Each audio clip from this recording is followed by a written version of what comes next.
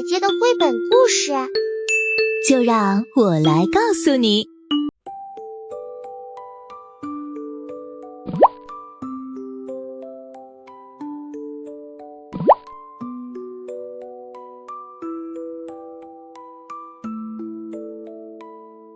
三棵树，三种夢想，他们经历了漫長的歲月和冒險，究竟有沒有完成最初的夢想呢？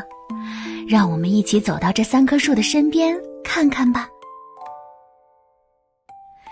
在很久很久以前，雨霧森林的深處有個小山坡，山坡上長着三棵樹。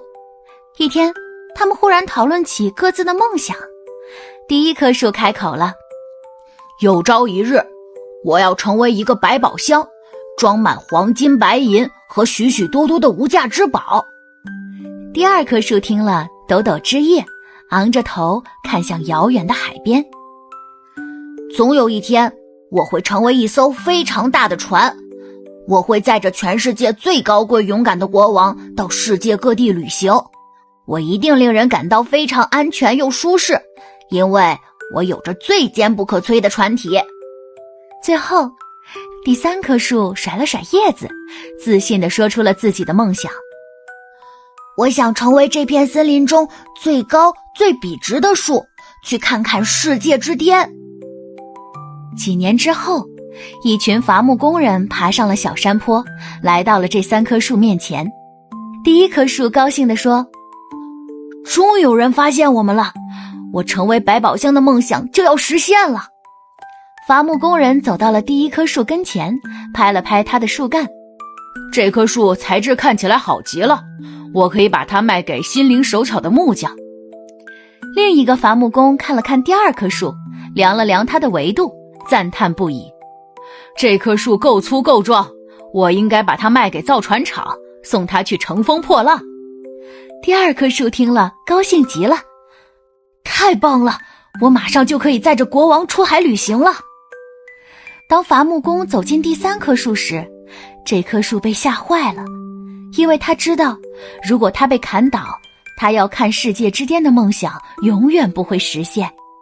可伐木工卻不了解他的心事，依舊把他砍倒了。三棵樹各懷心事，走進了下一段旅程。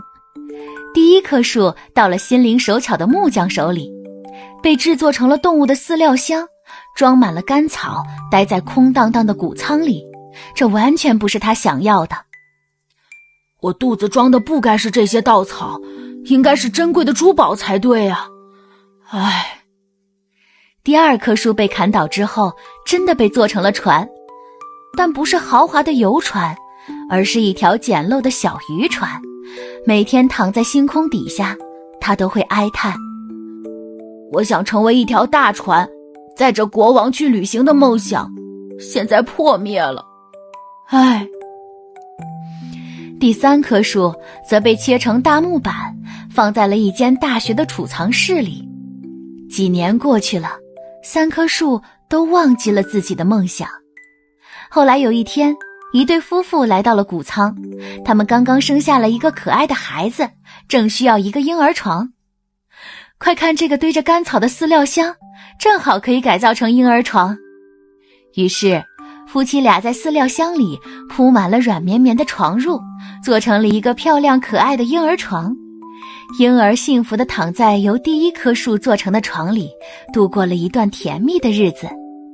第一棵樹看着懷裡的嬰兒，感覺到自己是如此重要。我完成了自己的夢想，我懷裡裝的就是無價之寶啊。幾年以後，一個老人買下了第二棵樹做成的漁船。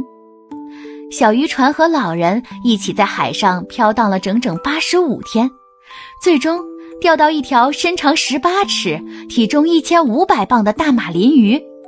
他陪着老人抗擊風暴，與鯊魚搏鬥，最終拖着馬林魚的骨頭回到了岸邊。第二棵樹感動地說：我的夢想實現了，我裝載的正是全世界最勇敢的人，他就是海上的國王。第三棵樹靜靜地在大學的儲藏室裡躺了幾年。一天，儲藏室忽然來了一群人，他們把第3棵樹做成了棋盘，在這張棋盘上，每天都有无数的棋手在廝殺对弈。全世界最机智的頭腦，在他的见證下，完成了一局又一局的博弈。第3棵树感叹地說：“我也完成了自己的夢想，站在了人類精神的世界之巔。”就這樣，3棵樹都完成了自己的夢想，得到了自己想要的一切，雖然結果並不是他們最初想象的那樣。